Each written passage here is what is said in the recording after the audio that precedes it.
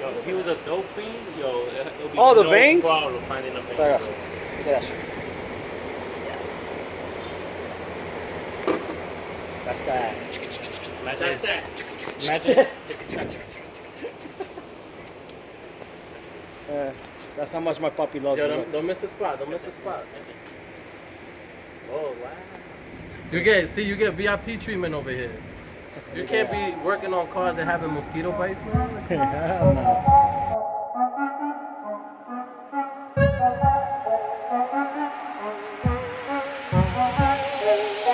All right, so here we have her nervous system. There's still stuff missing here. Some of it is still on the car, but for the most part, everything is here. So the engine harness is right here. Engine harness. Started labeling everything just to make sure. This is my first time ever doing something like this. But it doesn't seem too crazy. As long as you label everything, it should be good. I'm here laying out all this wiring because some of them, they have to be cut and extended. Mostly the one that goes to the headlights and the engine harness as well. This is gonna have to be tucked in the engine bay. So as you can tell, this is where the firewall is at. So this is out and this is in.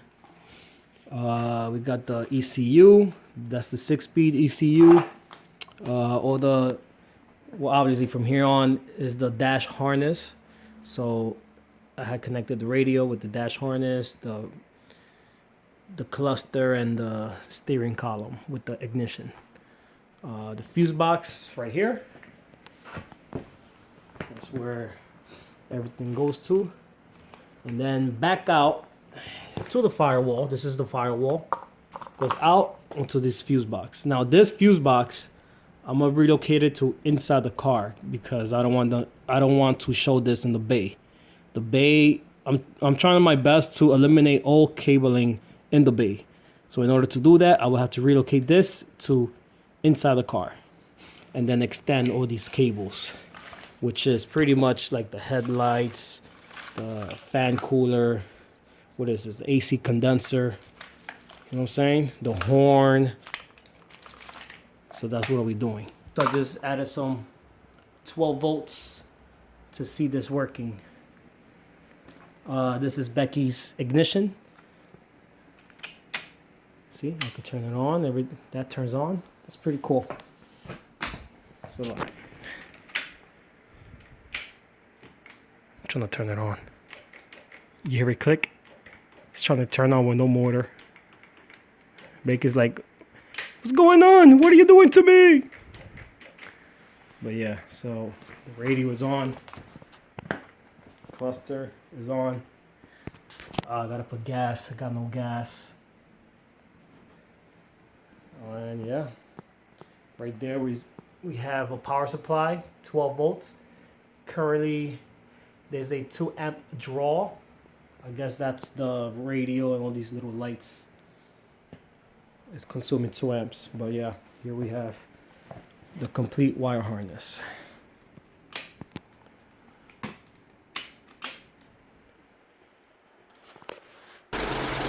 What's going on, guys? So here we have both subframes on the floor. So we got the USDM and we got the JDM. Now, like I told you guys before, this is for a K motor, that's for a J motor. I could either, there's 2 options. I could either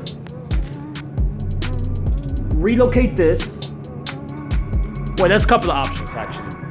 Let me set up the options. One option would be obviously getting the right subframe, but we're here in the US and nobody wants to get me these parts because it's not worth it. It's too much money. You know, to ship this is a lot of money because it's heavy. It's about, I don't know, like 80 pounds, 100 pounds, whatever. So that's out the window. I can't even get this at all. The 4-cylinder motors, the motor mount is in a different location compared to the J series ones. This is the V6.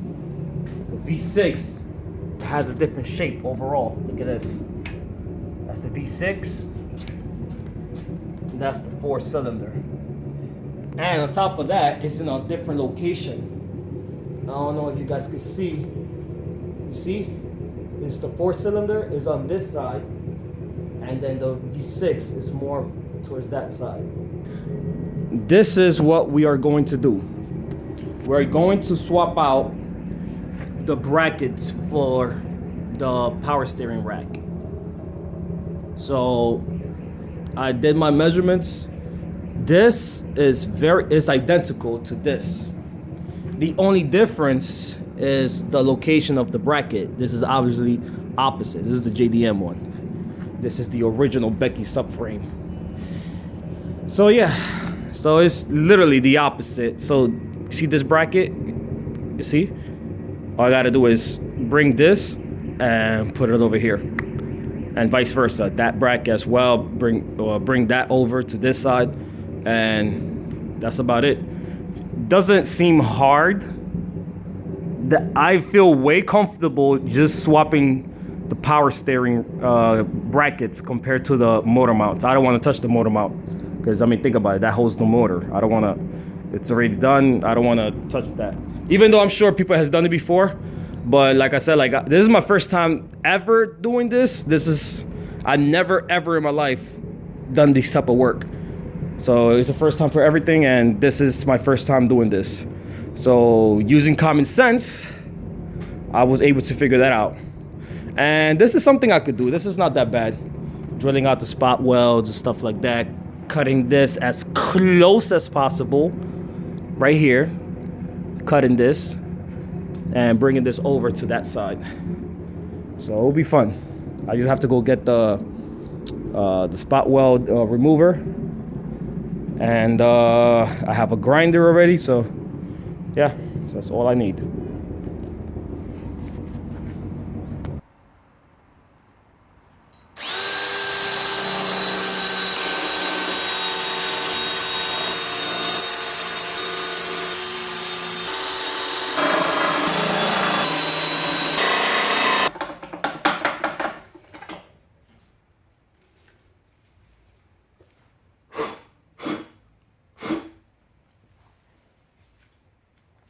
All right, so this is the first piece, the main piece.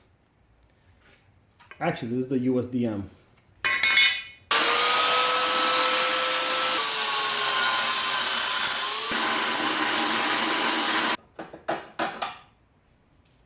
All right, so got all the brackets off the US subframe. So now I'll just clean this up, clean it up, and yeah, get it ready for the other one. So that's next.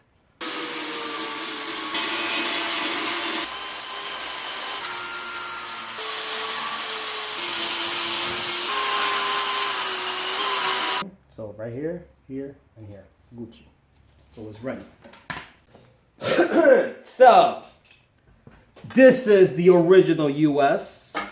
Wait, this one's the original US, right? It falls right. Oh no, wait. This is the original US. Yeah, right? That's where it's supposed to go. Now this is the JDM one, the JDM bracket. Now it's slightly different. Obviously the spot welds is in a different location, so I will have to grind these down. Obviously, as you could tell, I started grinding these down. So all I got to do is grind this down, put this in place, align it, make sure that this falls in place right here. Boom. So gotta start grinding this down.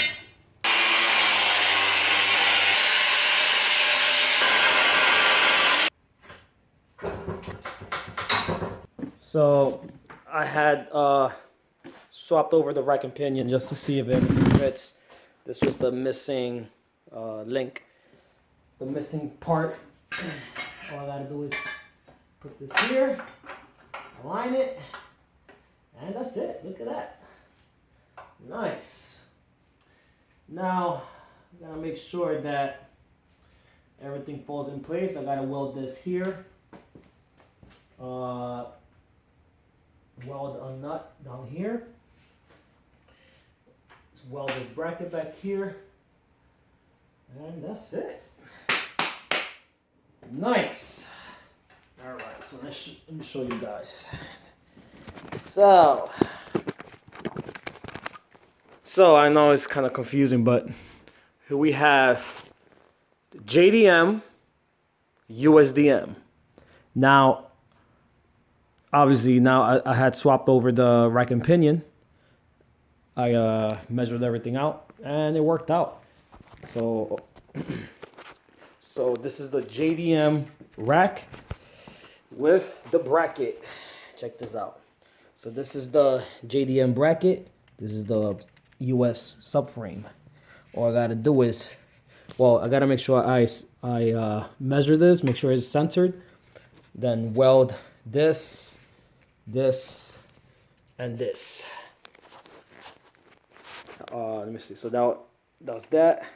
Then this bracket over here, put it in place, align it, drill the 2 holes for the motor mounts, and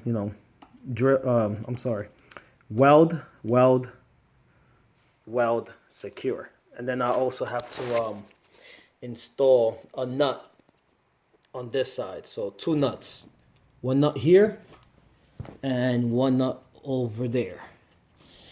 And that's it, guys. Wow, I'm actually very happy that this worked out. Woo, that was kind of, well, actually the job is not done. Let's see if the welding will come out successful. I mean, it's not that serious, to be honest. So I'm sure after this, once we weld these brackets in place, that's it. The car will be, well, this will be done. The USDM frame will be on Becky. So that means I could still use my J series motor or whatever J series that I'm gonna put. So yeah. Oh, look at that. Oh, baby. I'll do some videos on this later on. But yeah, I'm so happy that this worked out.